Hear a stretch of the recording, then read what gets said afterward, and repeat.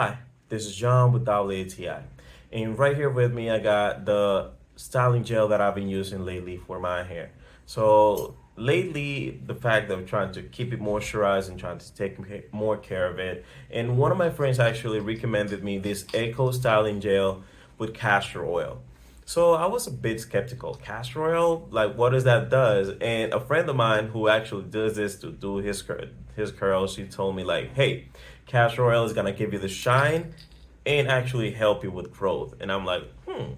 So I tried this, and let me tell you something. The shine, the hold, the texture of your hair with this is just awesome.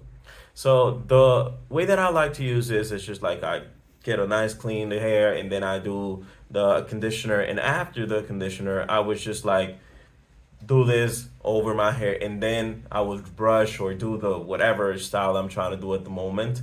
And the hold, the looks, and the shine of the whole of the hair overall, it's great. So if you're just trying to look for a nice styling gel that is gonna be making you look it really good, this one is really good.